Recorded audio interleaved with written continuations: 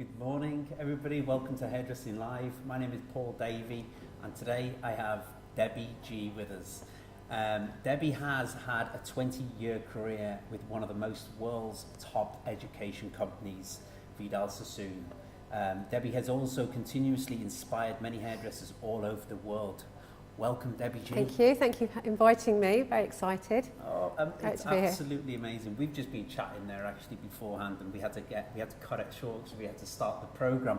But you know what? You've been somebody I wanted to talk to for some time. You've had a career which has lasted. And been at the top of the level for so long. I mean, you've been with Sassoons for a long time, and now you're out by yourself. But let's go back to where it all started. Where did you educate? Before Sassoons. Before Sassoons, yeah. Before Sassoons, I worked for an amazing company that's still going, that I still educate, a group called Hensmans, okay. Which are in the Midlands in Northampton, which is where I'm from. Okay. So I trained with them, and they're brilliant. John and Julie are the owners, incredible educators, incredible bosses. And the way that it changed, I had a brilliant career with them, about 4 years with them, and then I got sent on a course to Vidal Sassoons. I was very quiet, very shy, very different to how I am now. And I sat on that course, and I was talking to Pamela, who was the creative director of the schools. 21 to be, and then went back to my bosses and told them that was my dream. And they were amazing. They just said, let's make it happen. Okay. And they got me to a level where I was good enough to then go and do the trade test and then Vardra with Sassoons, which is what I did. Wow. So, what Sassoons did you first go to? I went to Leeds. So I went and had the interview in London and really thought, London was where I was going to be. And then when I sat and thought about it, small girl from a small town, it would have been probably too much. So I got offered Leeds. So went and trained in Leeds, which was brilliant. It was very exciting times. Oh my God. And from that point then, how did you end up, because were you in London then after that? So I did a bit of a journey before I got to London. So I was in Leeds for about 2 years, worked up to assistant creative director and then creative director. Then I went over to Manchester, and that was in the 90s. And I would say that the Vidal Sassoon Manchester salon at that time was the most creative, and also the city, because you had like the Hacienda, you had like amazing bands coming out of there. Yeah, you did. So it was a brilliant time. Yeah, amazing. And I worked with, like Nick Arojo, who's now in New York, and we were creative directors together and had very different styles, but it worked for there. Then from there, I went to Glasgow with Sassoons and was creative director there, and then eventually got to London and headed up staff training. So that was sort of the route then to London. Nick Arojo was quite famous for his razor cuts, isn't I know, it's interesting. He's in New York now. He's in New York, and he's got a brilliant business there. He's got a great salon. He does education, but he sort of really looked at what he did. He was very Sassoon, very precise. We weren't, Sassoons isn't about razor cutting, but he has taken razor cutting, I think, to another level. And anyone that's out there that is interested in razor cutting, I get lots of students that ask me about it. That's what I would point them to, because he really understands the foundations of precision, so therefore is incredible with what he does now. Because one of the guys that was on the program, he speaks about it in his pitch, which is basically fully booked in 90 days, and he talks about niches, you see. Unique. Yeah. He mentions about, so Nick Arojo went to New York, and he became kind of famous for that one haircut. But people come in for loads of different things anyway. They still come in for normal cuts and normal colours and things like that. Yeah. He was just I think you need to find your thing. Yeah. And just stick to it, and because you can get pulled, and you've just got to know that you've got to know what you're really good at, I think. Yeah, my God. So, I mean, you spent many years with Sassoons training, educating, coming up with collections and things like that.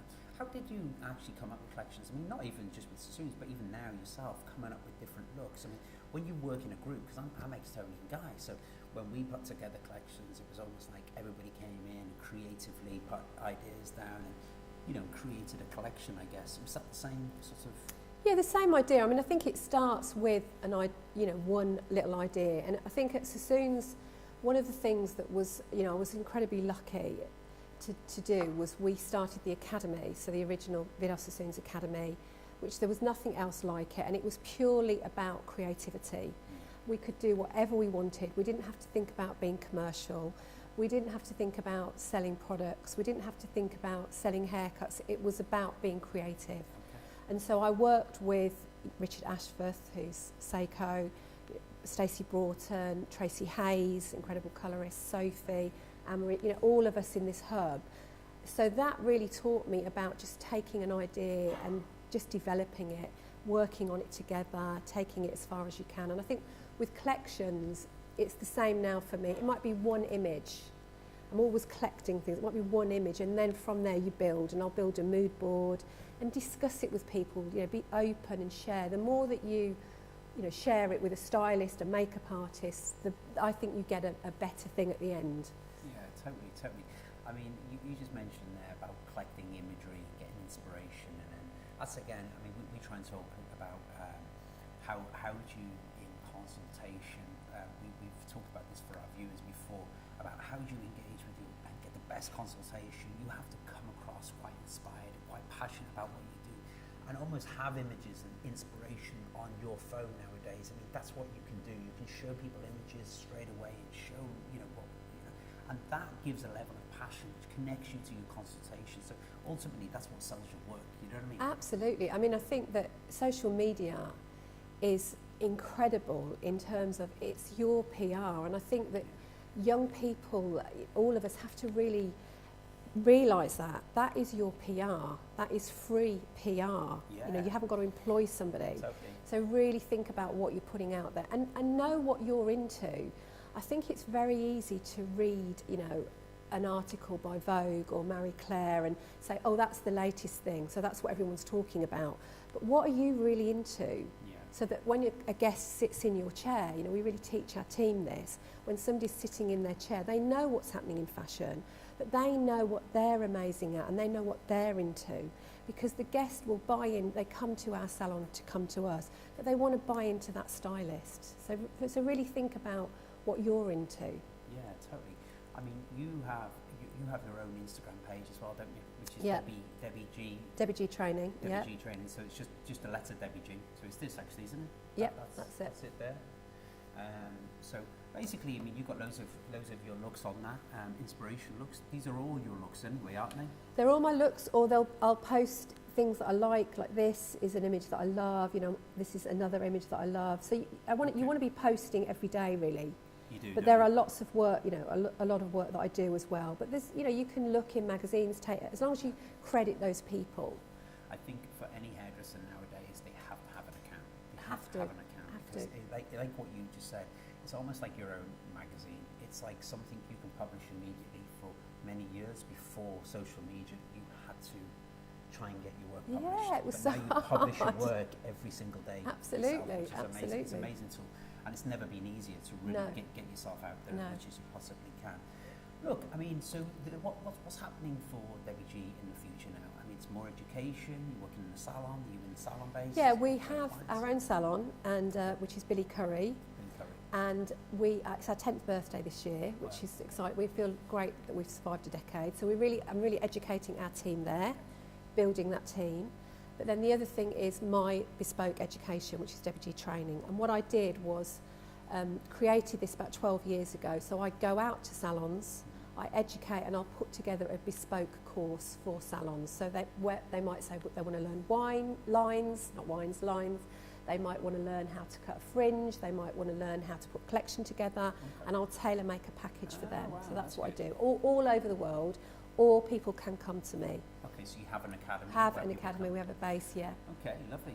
So that's what's happening. I'm also, must give them a plug, I'm working with Tribute magazine. They've got a new Tribute Academy in Paris. So I'm going to be doing courses there in 2018. Okay. And also a few times in the year? Yeah, a few times in the year. So that's exciting, yeah. Superb. Yeah. So lots happening. So what does that involve then? That's like training days? Or yeah, so they have invited, again, if you have a look on Facebook or go onto their website, Tribute Academy, they have invited like masters, people that have been hairdressing a long, long time, to put together courses for them, and then they bring groups in to work with you. So my group in a few weeks is a group from China, which will be fantastic. So No it's very way. international, yeah. Very good indeed. Yeah. Very good indeed. So listen, you're here today to perform the Molly, and Yeah. you're going to be taking us through that masterclass. Could you tell our viewers exactly what they're going to be learning in that class Okay. as well? What you're going to be So I do look at trends, and I do look at, you know, what's happening and what my salons are asking for. And one of the things actually from Ireland, a group that I work with in Ireland talked a lot about, was this idea of their girls wanting to keep long hair but have it very short internally. So I know that as the mullet, which you probably do as well. That was, Do indeed. yeah. And I think if you look back at sort of 70s, 80s, you can see, and they're quite hideous a lot of the times, mullets. So if you cut something very short and then very long, it doesn't work. So I've really created a look where we can create that look, but it look tasteful, on trend, and still commercial. Still very feminine. Very as well. I've feminine, seen some yeah. of the imagery. It's Yeah. nice and soft. Yeah, It's almost like the imperfection of it as well. The way you style it, I love it. I love your work as well. So Thank it's you. like kind of, it's not too stylized. No, is it? It's no. like kind of soft and wearable. And no, and I girl think next that, door, if you like. yeah, and that I think that's very much. I still believe you've got to learn the foundation and in precision cutting, but I think things need to be wearable, and at the moment I think hair is quite undone anyway, so you want things that that've got that feel about them. Okay. Wonderful. I can't wait for that. Anyway, so that's going to be happening at 11:30 today. Again, I mentioned earlier on, you can get tickets on the website, which is hairdressinglive.com, and you can purchase Debbie's class, and you can get full access to that, lifetime access, should I say. So we look forward to seeing you all then at 11:30. Thank you, Debbie, Perfect, for thank joining us today. Thank you. Thank you very much. Thank you.